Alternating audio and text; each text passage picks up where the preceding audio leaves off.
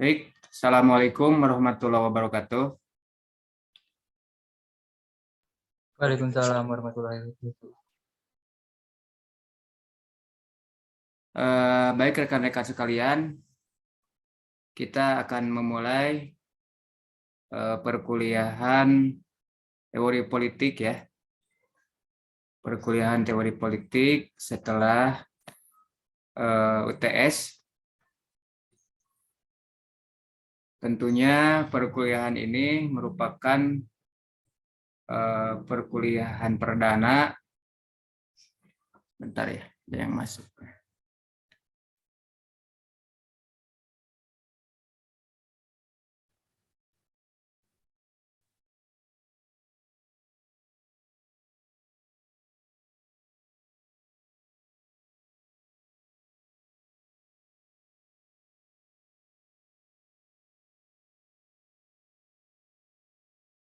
Perkuliahan perdana ya setelah Anda mengikuti ujian tengah semester.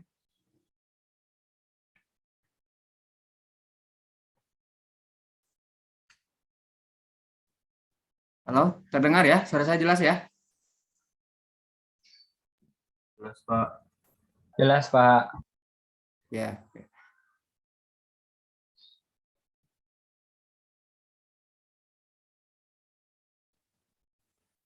Nah, dalam pertemuan sekarang,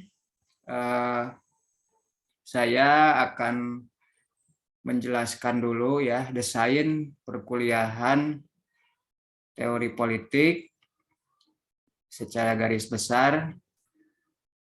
Jadi mungkin lebih banyak kepada pengenalan studi politik lebih praktis ya nantinya di Indonesia, karena saya beranggapan bahwa Pak Muhammad Andreas sudah menyampaikan dasar-dasar dari teori politik,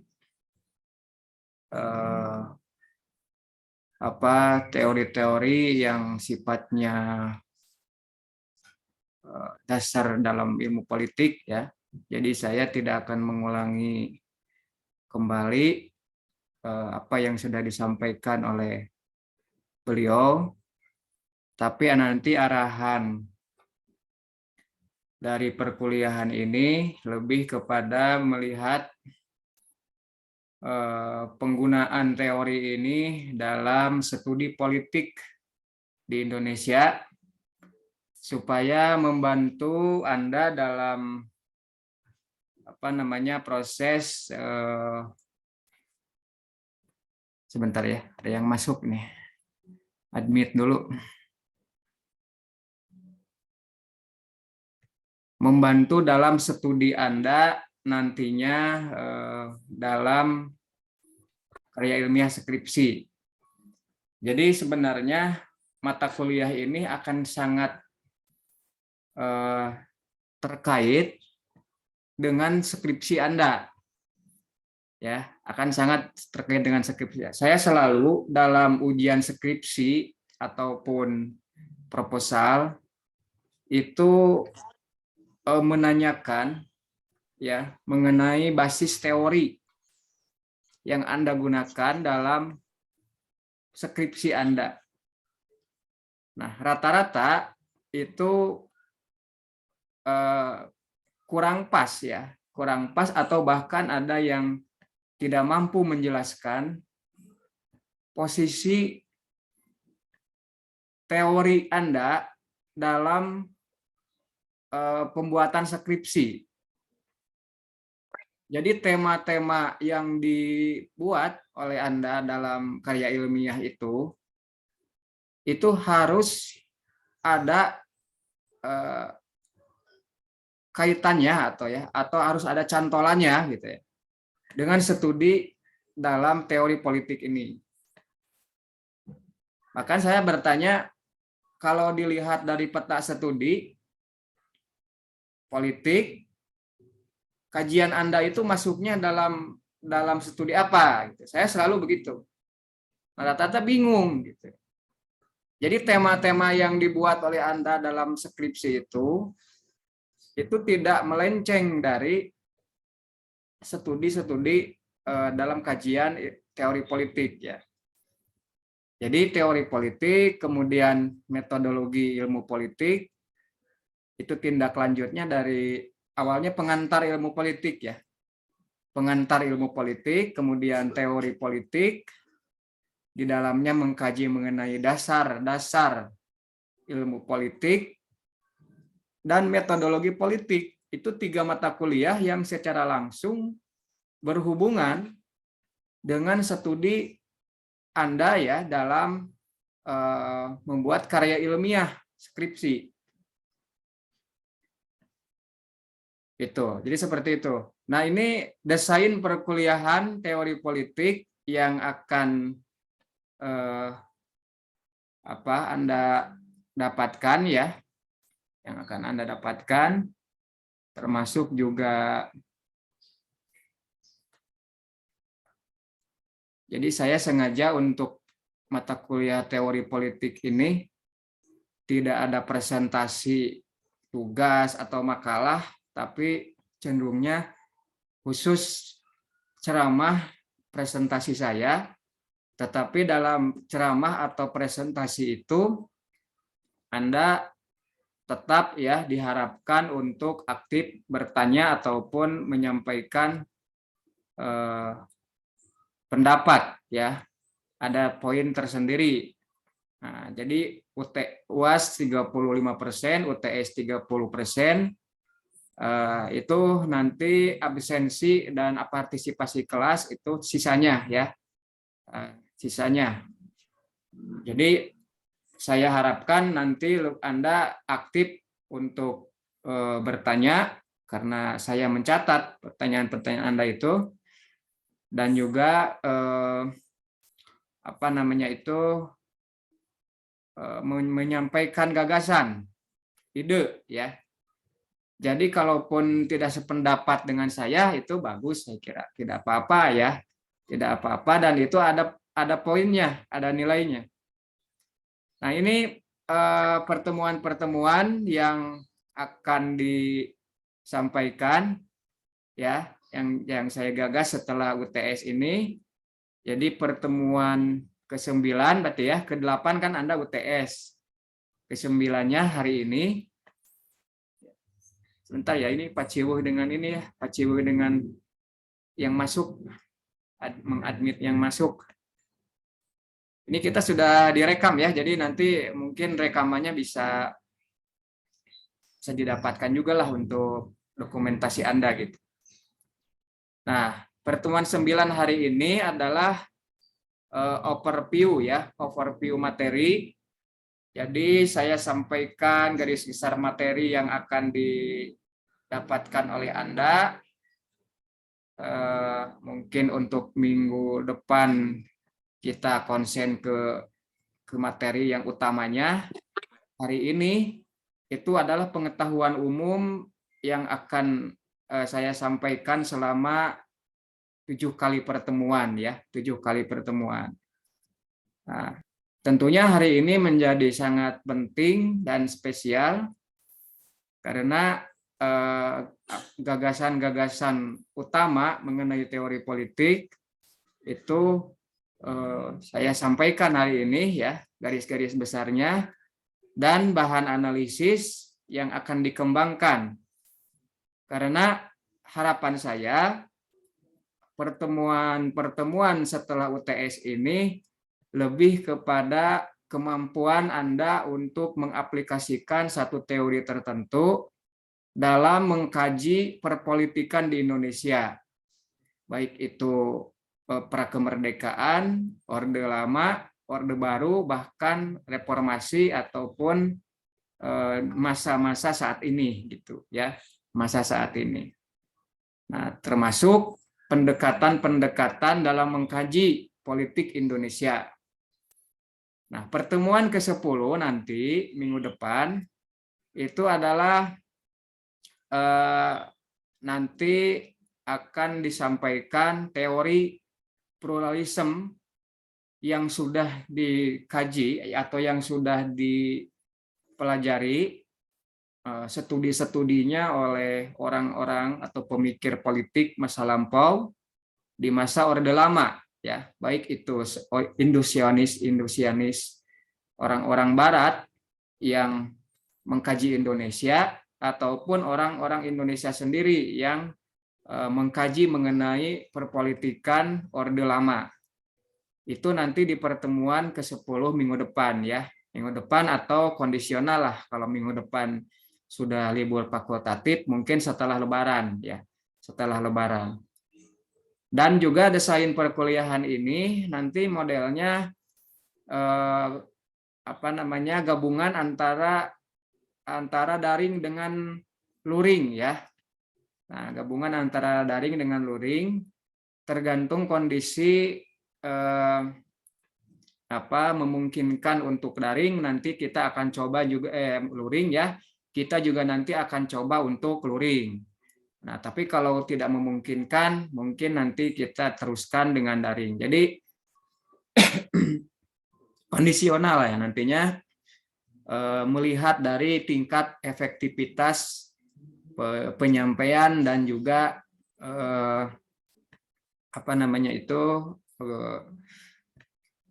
daya tampung ataupun efektivitas dari mata kuliah ini, penyampaian mata kuliah ini, gitu. Nah, itu untuk pertemuan ke-10. Nah, untuk pertemuan ke-11-nya nanti itu pendekatan teori pluralisme dalam mengkaji politik Orde Baru, ya, Orde Baru. Jadi ada persamaan kajian-kajian teori politik di masa Orde Baru dan Orde Lama itu, para ilmuwan lebih cenderung menggunakan pendekatan pluralisme. Jadi pendekatan pluralisme itu pendekatan politik yang basis teorinya itu lebih kepada melihat satu entitas politik itu sebagai sesuatu yang kompleks. Sebagai sesuatu yang kompleks, kemudian juga tidak tunggal, ya, majemuk kondisi masyarakatnya, sehingga itu menjadi bahan analisis untuk mengkritisi rezim yang kebetulan rezim di masa Orde Lama dan Orde Baru itu cenderungnya lebih kepada rezim yang sangat superpower, gitu ya, rezim yang cenderungnya itu mendekati kepada stabilitas yang sangat tinggi, atau bahkan di masa Orde Baru otoriter, gitu. Nah, teori ataupun pendekatan pluralisme itu menjadi sangat kontekstual untuk menganalisis perpolitikan di masa Orde Lama dan Orde Baru. Bahkan di masa Soekarno sebenarnya walaupun demokrasinya juga cukup terbuka, mulai terbuka, ya, tetapi pendekatan Soekarno dalam banyak hal itu cenderung otoriter juga. Bahkan Soekarno pernah mendeklarasikan diri sebagai presiden seumur hidup, ya.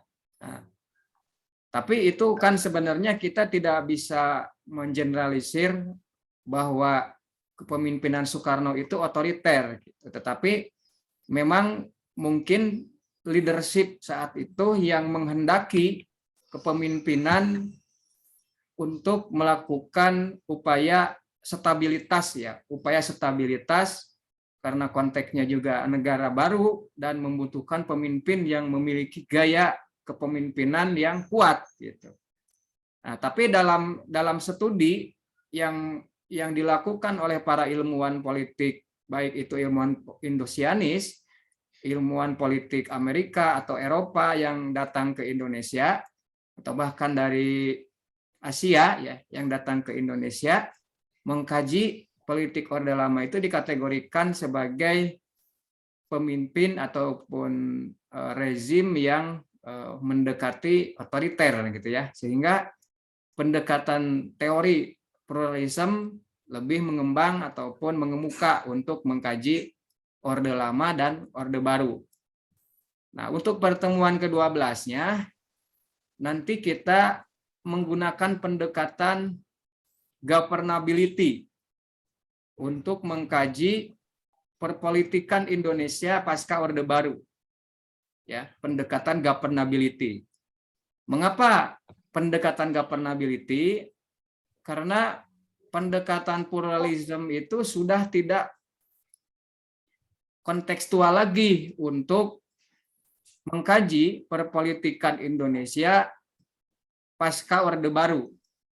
Kita tahu pasca reformasi, ya, pasca reformasi, pasca munculnya masa reformasi, perpolitikan di Indonesia berbalik ya, 180 derajat dari pemimpinan yang sifatnya absolut, tertutup, menjadi kepemimpinan nasional yang cenderungnya terbuka. Keran-keran kebebasan itu sangat terbuka.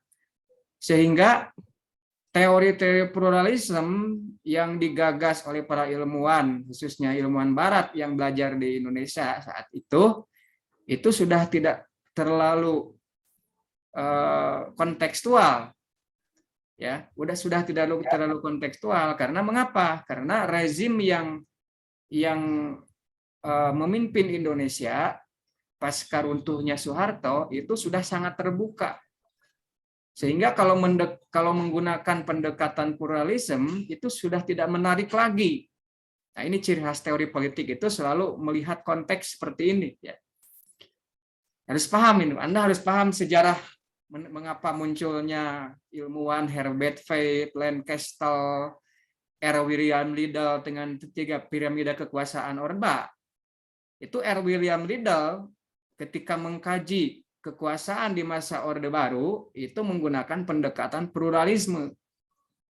Nah, tapi ilmuwan-ilmuwan dunia ataupun bahkan Indonesia setelah runtuhnya Orde Baru itu justru yang dikembangkan itu adalah pendekatan governability.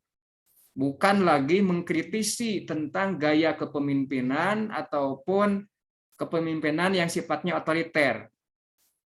Ya, atau negara yang otoriter atau negara yang absolut, tetapi lebih cenderung kepada bagaimana rezim ini, pemimpin ini mampu mendelivery, ya, mendelivery public goods, kebutuhan-kebutuhan masyarakat umum, ya.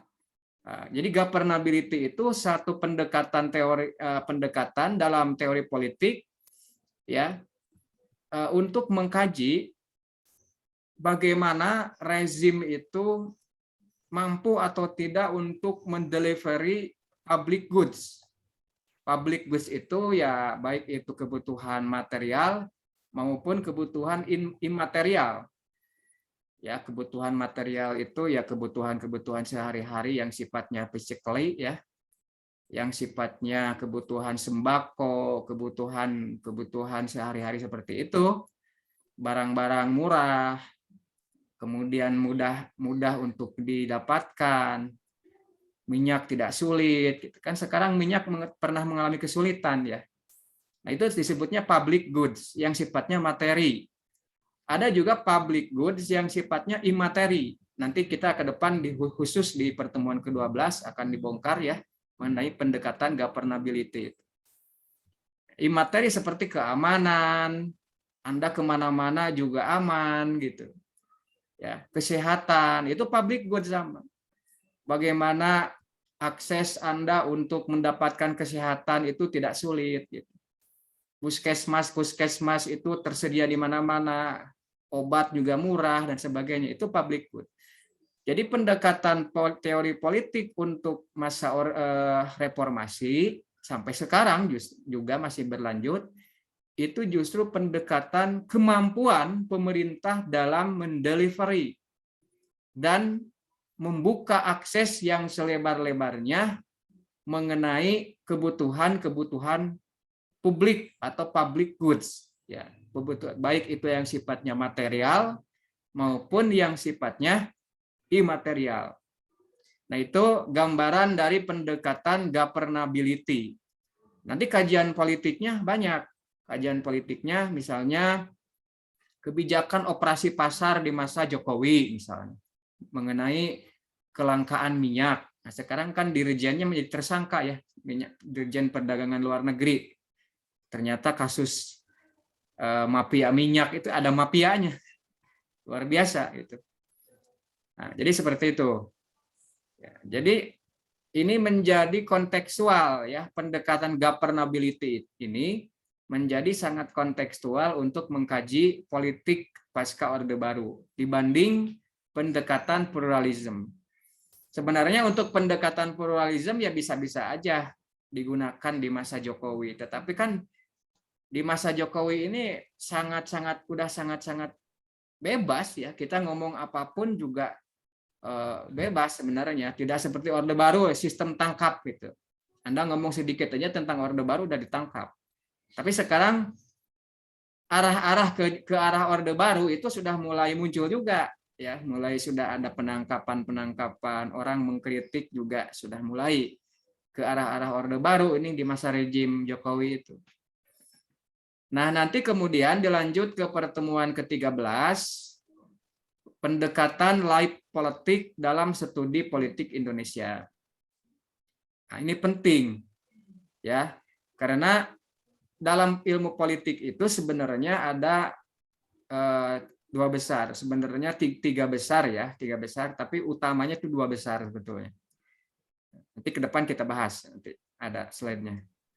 Yaitu politik itu dipahami, ini yang banyak bingung ketika Anda ditanya dalam skripsi komprehensif nih. Coba jelaskan pengertian politik, itu aja udah bingung. Nah, jadi jangan sampai bingung seperti itu. Anda kalau udah belajar teori politik, kalau ditanya jelaskan pengertian politik, banyak pengertian politik itu ada sampai ribuan ya. Tapi minimalnya Anda paham. Pertama, politik itu dipahami sebagai Gabriel Almond ya. Politik dipahami sebagai policy menurut Almond atau kebijakan. Jadi teori politik dipahami sebagai policy atau kebijakan. Studinya banyak ini, banyak tentang demokrasi. Pak Muhammad Ali Andreas mungkin sudah menjelaskan ya, tentang kepemimpinan politik, demokrasi, partai politik, pokoknya semua hal dalam teori politik yang ada hubungannya dengan negara, timbal balik hubungan antara negara dan masyarakat, itu masuknya dalam studi policy atau kebijakan. Jadi studi kebijakan itu bukan hanya kebijakan pemerintah saja, tapi masuk ruang lingkup dalam studi policy ini, di dalamnya itu adalah keseluruhan politik prosedural yang kita pelajari ini dan masuk dalam kurikulum ilmu politik yang diadopsi oleh APSA ya, yang diadopsi oleh APSA atau Asosiasi Ilmu Politik ya, Asosiasi Ilmu Politik Amerika, karena pusatnya itu di sana Amerika kalau politik itu. Sehingga kurikulum ilmu politik yang sekarang kita pelajari itu cenderungnya policy minded ya, policy minded. Artinya apa policy minded itu? Artinya kajian politik itu lebih cenderung kepada kajian power atau kekuasaan. Kalau menurut Schumpeter, Joseph Schumpeter itu namanya itu politik prosedural. Tetapi ada yang dilupakan mengenai kajian politik yang disebut sebagai light politics. Menurut Gabriel Almond itu ada satu lagi kajian yang penting, ya disebutnya kajian light politik atau politik kehidupan. Apa itu light politik? Ya, Anda baca di bukunya Andrew Heywood, itu Introduction Political Science, atau baca di bukunya To Introduction Political Science Carlton Klimer-Rodi, ya Profesor Carlton Klimer-Rodi.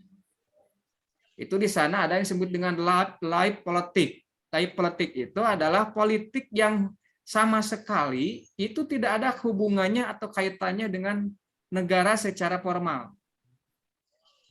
Apa yang disebut dengan life politik? Life politik itu adalah bagaimana cara atau upaya-upaya yang dilakukan oleh manusia dalam kehidupannya untuk mencapai tujuan tertentu. Itu life politik. Contohnya apa dalam studi ilmu politik? Dalam studi ilmu politik contohnya itu adalah budaya politik, politik identitas, masyarakat adat, ya, kepemimpinan masyarakat adat. Kalau Anda berbicara masyarakat adat, itu sama sekali nggak ada hubungan dengan pemerintah. Mereka ada sistem kepemimpinan tersendiri, ada sistem kesehatan tersendiri. Nah, makanya hubungannya seperti itu ya. Dan kajian ini mulai ngetren pasca 1976 setelah Gabriel Almond dan Sidney Perba membuat tulisan ilmiah mengenai the civic culture, budaya politik. Ya, kita kenal budaya politik. Itu. Jadi, Pak, apakah saya misalnya nanti mengambil studi mengenai kepemimpinan masyarakat adat, apakah itu ilmu politik, Pak? Ilmu politik banget. Masuknya dalam kategori sekup kajian life politik. Ya. Pak, misalnya saya ingin mengkaji mengenai politik identitas di satu komunitas tertentu. Ya, misalnya di Panawangan ada komunitas di Panawangan itu ini ya, suku apa namanya itu. Jadi di sana ada agama Islam, Kristen, ada penghayat aliran kepercayaan dan semua mereka harmoni di sana gitu. Di Panawangan itu ya. Di Panawangan lupa namanya apa sana. Jadi komunitas itu ya, komunitas itu luar biasa dan itu nggak ada hubungan dengan negara, mereka tentram aman gitu. Non prosedural politik ya. Nah, itu yang dimaksud dengan pendekatan kajian life politik dalam studi politik Indonesia. Sehingga Anda harus paham posisi saya menulis karya ilmiah mengenai apa ya. Dan cantolan di atasnya itu saya masuknya dalam bidang apa. Gitu. Kan ada mahasiswa yang mengambil tema misalnya tentang partai politik. Studi kritis mengenai fungsi kepartaian Golkar di Kota Tasikmalaya.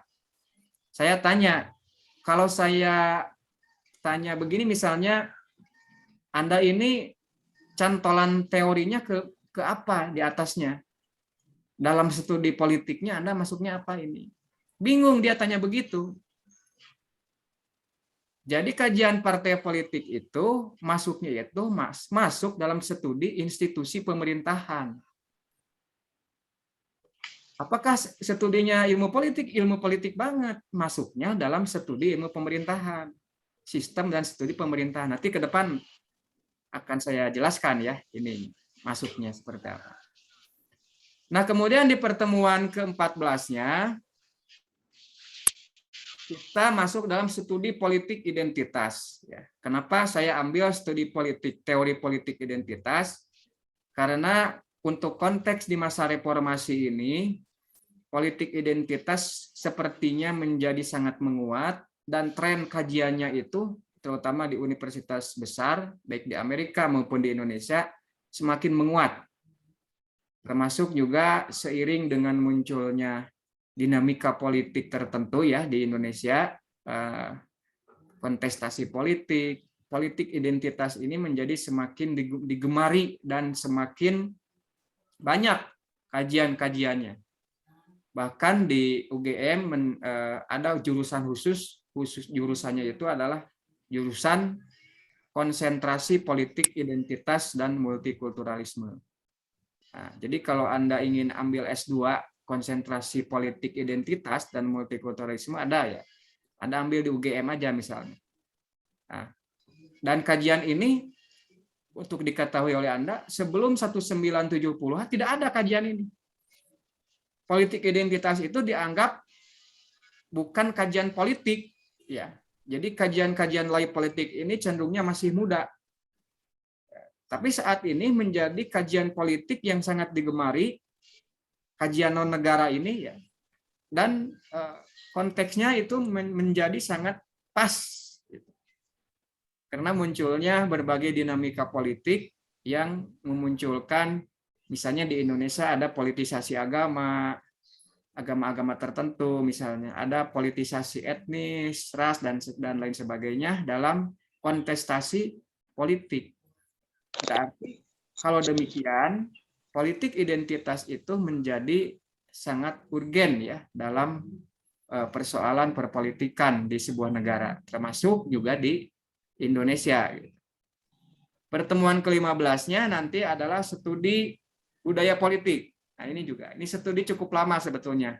Studi non negara, kajian tentang budaya politik ini cukup lama, muncul di tahun 1970-an dan menjadi urgen untuk diketahui oleh Anda, termasuk juga yang mungkin nantinya akan mengambil studi mengenai sub kajian teori budaya politik. Tuh ya, pertemuan ke-16 adalah ujian akhir semester. Jadi desainnya seperti ini, rekan-rekan sekalian. Apa yang disampaikan oleh saya setiap pertemuan itu nanti sudah ada temanya seperti ini. Jadi tidak akan melenceng kemana-mana, kajiannya itu sudah ditentukan sesuai dengan roadmap kajian yang dibuat, ya, menindaklanjuti teori-teori politik dasar yang sudah disampaikan oleh Pak Ali Andreas. Jadi Pak Ali Andreas saya kira sudah menyampaikan mengenai konsep negara, konsep demokrasi, ya, kemudian juga elit dan massa, konsep gaya kepemimpinan dan lain sebagainya. Itu konsep-konsep dasar ya mengenai politik ya. Dan setelah UTS kita mulai mencoba untuk mengkaji teori politik tersebut dalam konteks yang lebih nyata lagi, dalam konteks yang lebih aplikatif ya dalam pemerintahan baik di masa Orde Lama, Orde Baru maupun Orde Reformasi, dan juga melihat literatur ilmuwan-ilmuwan yang pernah mengkaji mengenai perpolitikan Orde Lama. Ya, kita mengenal ada Herbert Fayet, Lancaster, Creford Geertz, kemudian R. William Liddell ya. Nah, ilmuwan-ilmuwan itu banyak ya. Kemudian ada Stoker ya, Gary Stoker dan lain sebagainya. Nah, saya kira itu akan melengkapi pemahaman Anda mengenai dasar-dasar teori politik. Penting ini ya, penting karena Anda kadang-kala itu kebingungan ketika ditanya dasar-dasar ilmu politik. Makanya biasanya kalau pengantar ilmu politik itu khusus disampaikannya kalau model di Gajah Mada atau di UI itu oleh profesor ya.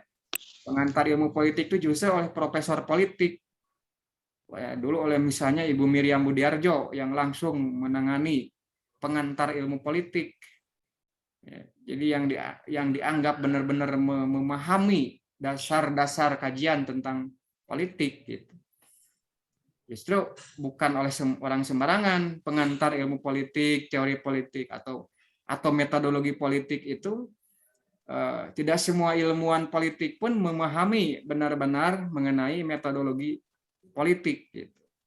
Karena memang kajiannya ilmuwan politik itu kan ada yang kajian yang lain yang misalnya kebijakan publik ataupun kajian-kajian lain yang sebenarnya tidak konsen untuk memahami dasar-dasar teori politik gitu. Nah, itu ya. Kemudian ini lanjut ya. Nah, ini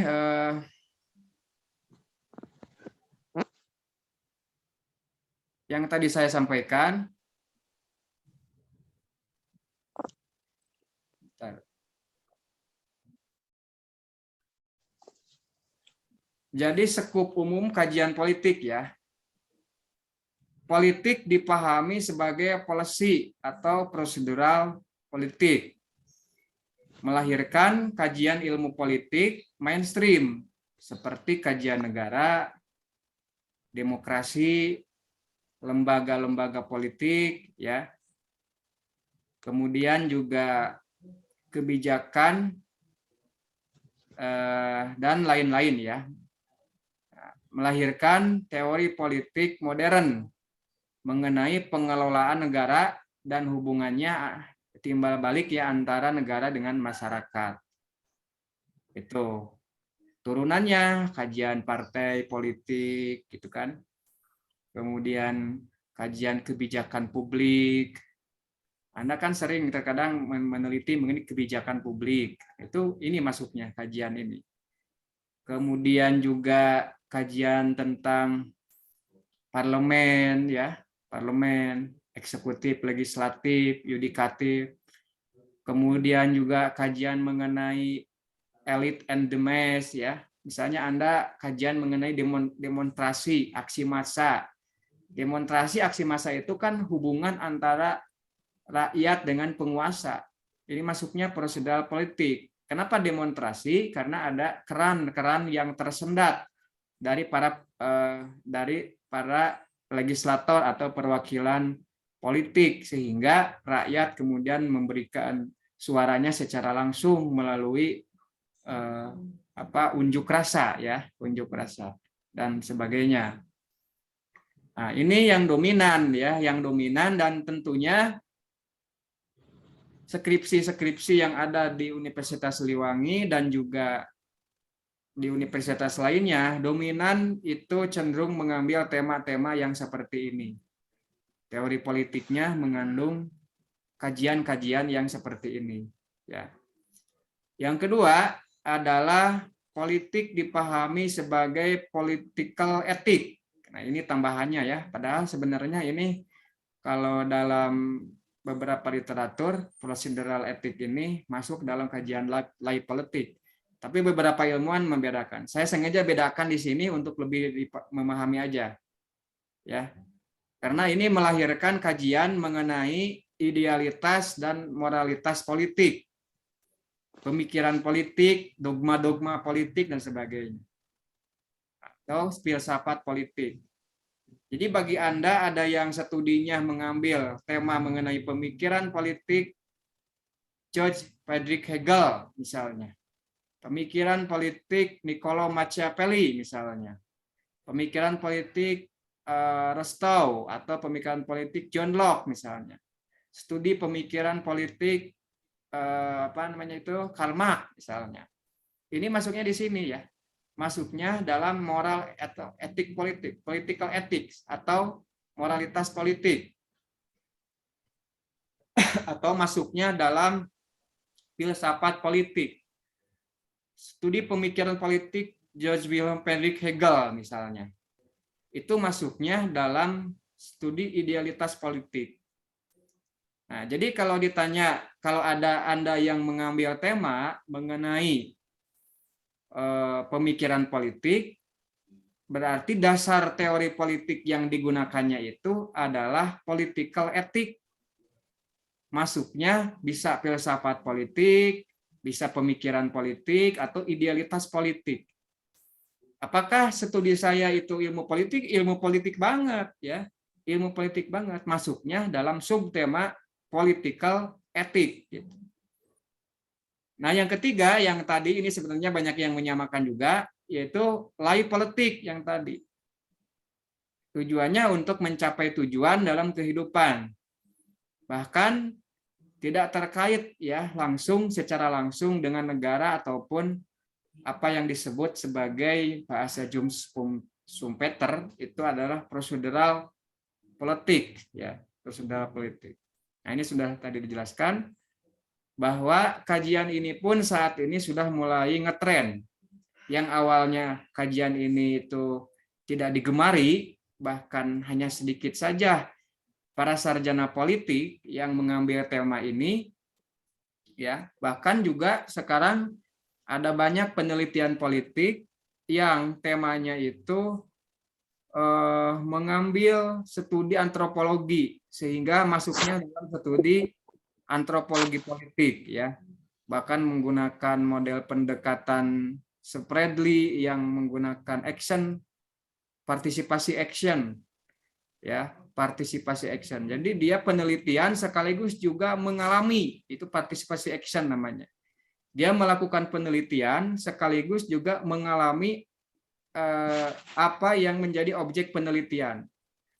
Jadi kalau dia penelitian dulu ada namanya penelitian Vespa Gembel ya, dari Technia dulu, kakak tingkat Anda di masa tahun berapa itu? Tahun 2000 berapa? Lupa saya. Mungkin udah bertahun-tahun ya. 6 atau 7 tahun 6 tahunan ke belakang lah. Itu. 5 tahunan ke belakang. Nah, itu ada penelitiannya bagus itu ya. Penelitian skripsinya menurut saya itu salah satu yang terbaik di Unsil itu waktu itu. Politik identitas Vespa Gembel misalnya. Kan itu sama sekali nggak terkait dengan negara. Ya. Memang dia hanya ini aja, cenderungnya mempelajari mengenai kehidupan Vespa Gembel aja. Ya, eksis bagaimana dia kepemimpinan yang berlaku di komunitas Vespa Gembel itu bagaimana gitu. Nah, nanti kita bahaslah di khusus di politik identitas dan multikulturalisme itu. Itu masuknya kajian life politik. Bahkan skripsi-skripsi ataupun disertasi terbaik di universitas di Harvard saat ini itu cenderungnya dalam model kajian yang life politik ini. Sedang digemari ini ya, yang hal seperti ini. Terorisme misalnya. Kenapa? Jadi bukan terorisme dilihat mengganggu negaranya, tetapi lebih melihat kenapa orang menjadi teroris. Lebih kepada kehidupan pribadinya.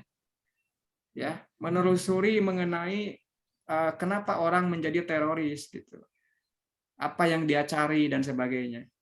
Jadi bukan dia sebagai teroris yang merugikan masyarakat ataupun negara, nggak ada hubungannya dengan negara, tapi dia melihat kepada kehidupan seorang teroris gitu. Itu biasanya menggunakan pendekatan penelitian menyelami atau pendekatan penelitian etnografi namanya ya. Nah, itu. Jadi hal-hal yang seperti itu saya kira ini menjadi dasar teoritik ya, dasar teoritik bagi Anda untuk mengkaji lebih lanjut. Nah, ini juga tidak kalah pentingnya sebagai gambaran umum ya untuk dipahami. Masih jelas ya? Terlihat jelas ya? Terlihat, Pak. Terlihat, Pak. Nah, Asosiasi Ilmu Politik Amerika atau APSA, American Political Science Association itu ya, tahun 1973 itu membagi spesialisasi kajian politik itu dalam 16 spesialisasi. Ya, Anda bisa baca di bukunya Profesor Klimerodi ya. Nah, jadi dalam konvensi APSA itu terdapat 17 spesialisasi. Ya, terdapat 17 spesialisasi kajian. Nah, kajian utama dalam ilmu politik di tahun 1970-an itu lebih cenderung pada filsafat politik, peradilan dan proses politik, proses eksekutif. Nah, ini yang disebut dengan spesialisasi kajian yang akan menjadi headline dari skripsi Anda ini. Jadi Anda kalau ingin mengambil skripsi, tema saya apa ya? Jangan keluar dari ini. Ya, jangan keluar dari tema-tema ini. Tinggal dilihat aja di atasnya. Oh, berarti misalnya kalau Anda mengkaji mengenai politik hukum di parlemen, politik hukum dalam pembuatan undang-undang apa misalnya, berarti masuknya dalam peradilan dan proses hukum. Proses eksekutif misalnya, ya, studi mengenai kompleksitas peran dan fungsi DPR di Indonesia, itu masuknya proses eksekutif. Ya. Organisasi dan tingkah laku administratif, ya, tentang gaya kepemimpinan, kemudian tentang negara, ya, parpol dan kelompok kepentingan. Nah, ini di atasnya. Studi mengenai fungsi-fungsi kepartean partai A atau partai B. Kritis mengenai pelembagaan kepartean di Partai Demokrasi Indonesia Perjuangan. Itu ya. Itu maksudnya kajian parpol dan kelompok kepentingan. Pemungutan suara dan pendapat umum ini mengenai pemilu ya. Misalnya partisipasi politik masyarakat dalam pemilu kada tahun berapa, Kota Tasik, itu maksudnya pemungutan suara dan pendapat umum. Sosialisasi dan kebudayaan politik. Ini ada bukunya, ini pengantar ilmu politiknya, buku ini dibaca ini. Ini udah terjemahan. Kalau dibaca, kalau disuruh baca yang bahasa Inggris kan kadang-kala malas ya. Nah, buku ini nih. Ini buku banyak ya di toko-toko buku ya. Nah, ini pengantar ilmu politik judulnya. Pengantar ilmu politik. Di buku ini dijelaskan juga mengenai bahasan-bahasan dalam ilmu politik. Ini penting sekali, maka saya jelaskan lagi karena kadangkala Anda itu mikirnya studi itu kemana-mana gitu. Tapi ketika ditanyakan mengenai dasar-dasar ilmu politiknya bingung. Benar nggak seperti ini? Nah, ini pengalaman kakak-kakak tingkat Anda rata-rata begitu. Jadi kan nanti itu ujian skripsi itu ada ujian skripsi mengenai tema dan ada komprehensif.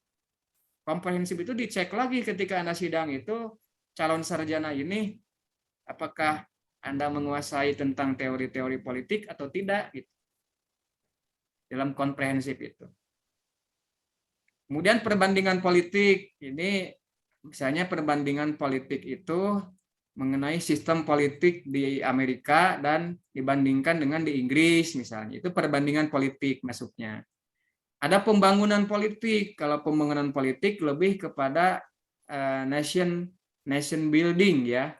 Bagaimana satu rejim membangun sebuah negara itu baik itu sifatnya pembangunan materi, pembangunan fisik maupun juga pembangunan manusia gitu. Itu disebut dengan pembangunan politik dan organisasi internasional ya seperti PBB ataupun organisasi level regional ataupun organisasi sifatnya yang internasional ya. Itu juga politik atau NATO misalnya seperti itu ya.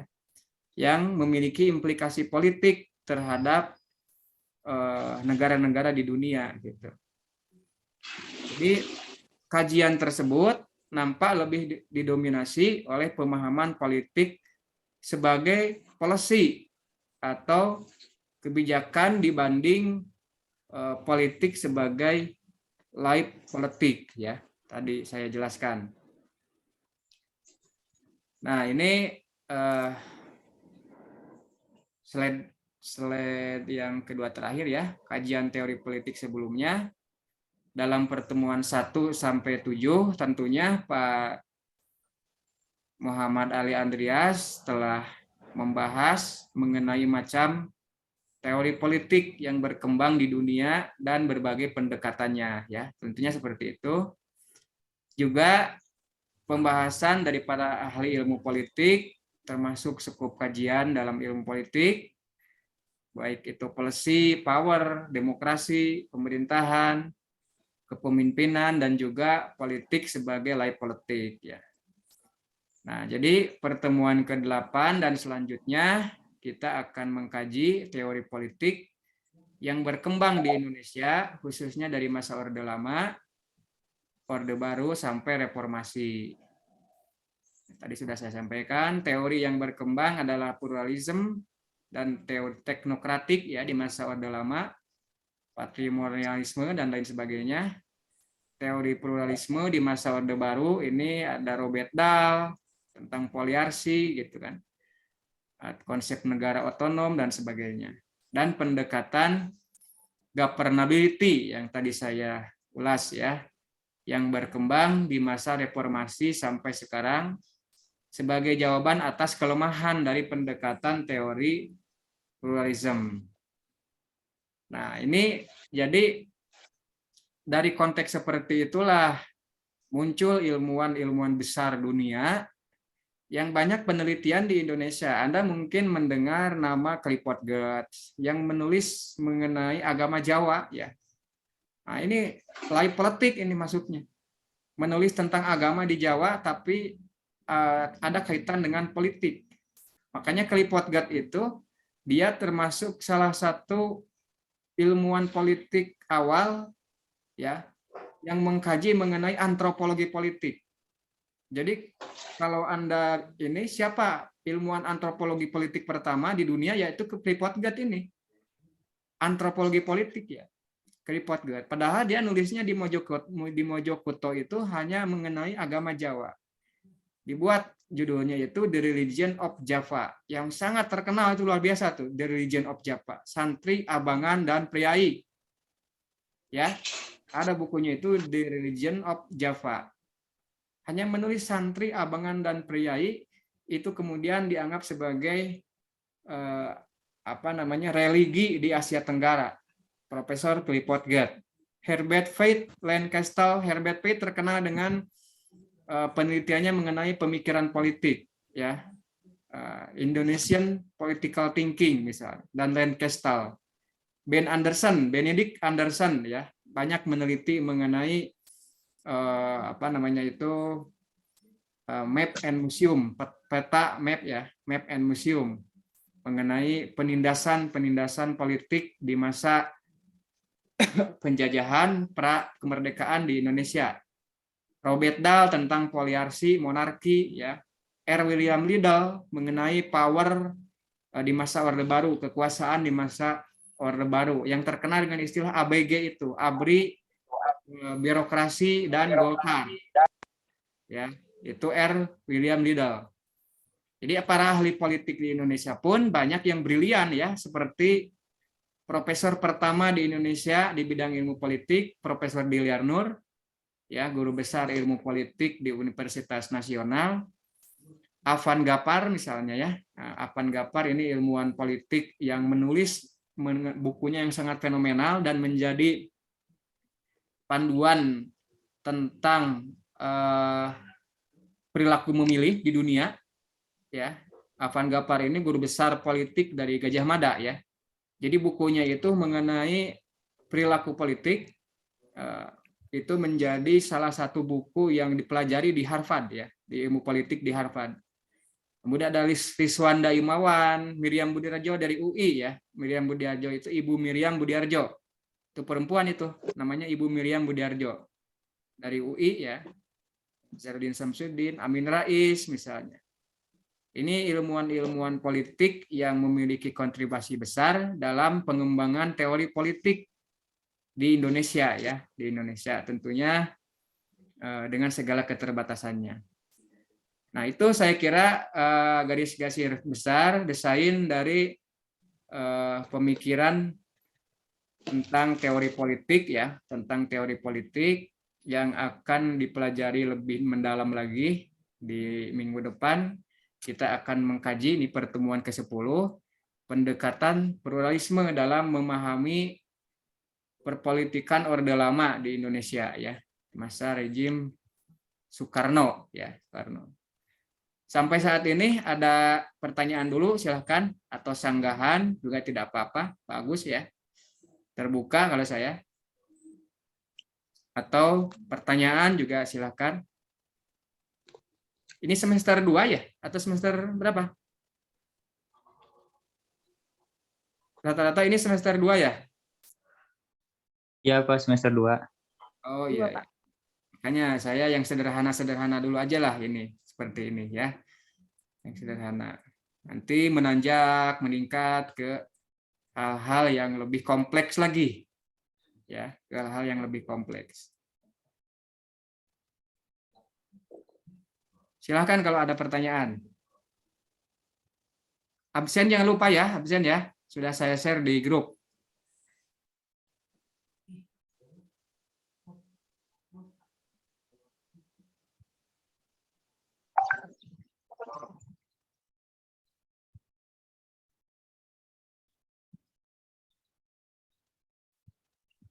Gimana? Izin mau bertanya, Pak. Oh iya, iya, silakan. Yang bertanya saya catat ya, takut lupa nantinya.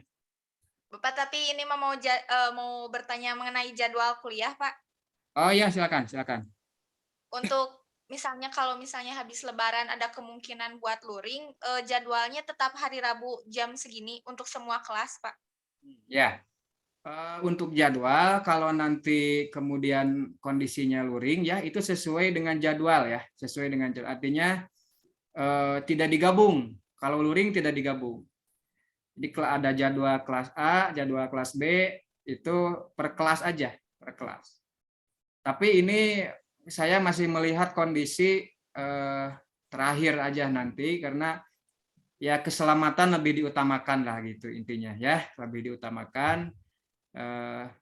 Mudah-mudahan bisa tatap muka karena saya lebih nyamannya, mungkin lebih enaknya kita lebih optimal dengan tatap muka ya. Jadi jadwalnya nanti itu deh ya, mengikuti jadwal kelas A itu hari, kalau tidak salah kelas A hari ini. Hari ini jam 7.30, kelas B jam 09.30 kalau salah. Nah, itu jadwal itu. Jadi dibuat 3 kelas gitu. Kalau luring ya, kalau luring. Demikian ya. Ya, Nah, Bapak, terima kasih. untuk ya, terima kasih. Untuk bahan ini saya nanti akan share di grup WA ya. Ini apa bahan presentasi saya ini. Gitu. Jadi nah untuk minggu depan juga lihat kondisi sepertinya biasanya ada fakultatif mungkin libur seperti apa nanti ada pemberitahuan lah. Ada pemberitahuan. Biasanya seminggu sebelum Lebaran sudah tidak kondusif. Ya. Jadi sudah tidak kondusif sehingga mikir teori politik nyawa Anda sudah kemana gitu. Seperti itu biasanya ya. Nah, jadi mengapa saya sampaikan bikin slide seperti ini biar lebih memudahkan penyampaian teori politik yang sepertinya ruwet gitu ya dibuat sederhana gitu, dibuat sederhana. Jadi sengaja memang tidak ada presentasi tugas. Jadi untuk teori politik itu tidak ada tugas ya. Sengaja saya berikan dalam bentuk ceramah saya untuk lebih memahamkan dan juga nanti diskusi aja, diskusi. Sebebas-bebasnya kalau diskusi. Anda tidak sepakat dengan saya itu bahkan nanti diberi nilai lebih. Bertanya gini aja juga ada poin tersendiri ya, partisipasi kelas itu ya. Nah, jadi ini untuk sementara disatukan karena ini juga mengapa disatukan kalau daring itu kan sebenarnya nggak efektif juga dipisah gitu. Lagian ini Zoom saya ini bisa menampung 300 peserta. Jadi jangan khawatir Anda tidak akan masuk ke sini gitu ya. Karena ini Zoom-nya bukan Zoom gratisan gitu, Zoom berbayar sehingga Anda bisa masuk ke sini ya. Tapi jangan lupa juga absen. Gitu. Gimana deh? Cukup ya? Yang lain gimana? Ada? Cukup. Kalau bisa sebelum ya gimana? Cukup ya? Ada pertanyaan nggak? Kalau semisal tentang materi apa sulitnya PDIP dan Jokowi tembus di daerah Minangkabau itu apa maksudnya Pak? Mengenai apa? Sulitnya PDIP di Minangkabau ya? PDIP dan Maksudnya Jokowi jarang dipilih gitu ya? Jarang peminatnya rendah gitu ya? Ya itu masuknya dalam studi institusi politik ya dan pemerintahan. Kan tadi ada deh ya salah satunya ya. Institusi politik dan pemerintahan. Spesialisasinya partai politik karena institusi politik dan pemerintahan itu kan tidak hanya partai politik. Nah, salah satunya partai politik. Nah, kajian partai politik itu banyak juga tuh, ada ratusan. Ada kajian partai politik itu fungsi-fungsi kepartaian, ada mengenai representasi isu gagasan politik, ada juga mengenai keterpilihan ataupun apa namanya itu akseptabilitas kepartaian. Tadi mungkin akseptabilitas kepartaian, penerimaan partai namanya, ya. Ada juga reification tentang bagaimana pencitraan partai. Ada juga pelembagaan partai politik, ada juga fungsi-fungsi kepartean, itu ada ratusan spesialisasi tentang partai politik aja udah ratusan spesialisasi kajian. Itu baru berasal dari satu spesialisasi. Jadi Anda jangan kemudian khawatir saya tidak kebagian tema untuk skripsi ya. Terkadang kan bingung Anda itu saya mau meneliti tentang apa gitu ya. Nah, harusnya gitu deh ya, sudah dipikirkan dari sekarang ini, dari semester 1 bahkan, dari semester 1 ketika Anda masuk ke ilmu politik, itu sudah mulai memikirkan ada gambaran saya nanti ingin menulis skripsi tentang apa. Itu ketika belajar teori politik ini, Anda sudah mulai mengira-ngira saya nanti akan belajar, akan menulis skripsi mengenai apa ya, yang disampaikan oleh Pak Subhan tadi, misalnya ada tema-tema mengenai teori politik. Jadi begitu. Jadi tidak didadak di akhir-akhir baru nyari tema segala macam. Jadi yang nyari tema itu Anda jangan nanya ke dosen, Pak, tema saya tentang apa ya? Cari sendiri tema yang menarik di daerah Anda. Nah, ini seperti tadi. Namanya siapa, Dek? Kevin ya?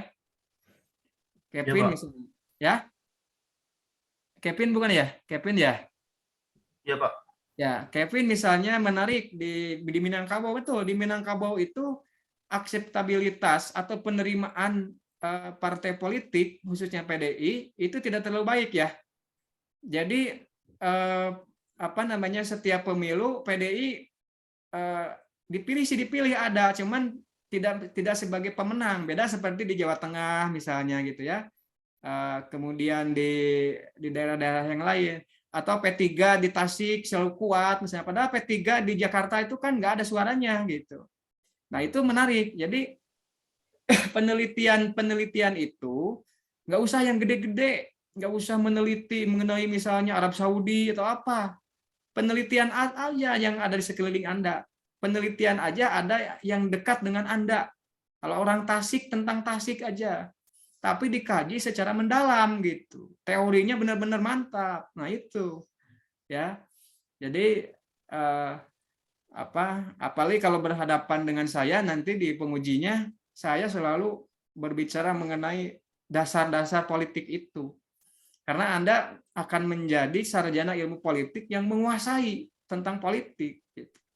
Ya.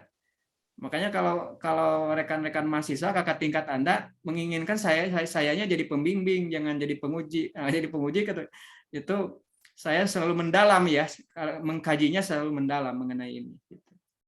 Ya dengan Pak Ali itu biasanya yang ditakuti sebagai penguji gitu. Kalau saya duet dengan Pak Ali biasanya sudah ringsek ya Anda ya. Ringsek itu bagi mahasiswa yang tidak mempelajari, maksudnya gitu ya, jangan diartikan salah paham. Jadi jangan takut juga oleh dosen. Saya takut nanti diuji oleh dosen jangan, karena dosen itu tidak memahami objek kajian yang Anda teliti. Dosen hanya memahami keilmuannya. Yang menguasai objek kajian itu justru Anda. Bahkan dosen itu mempelajari skripsi Anda cuma semalam kok sebelum ujian Anda gitu kan.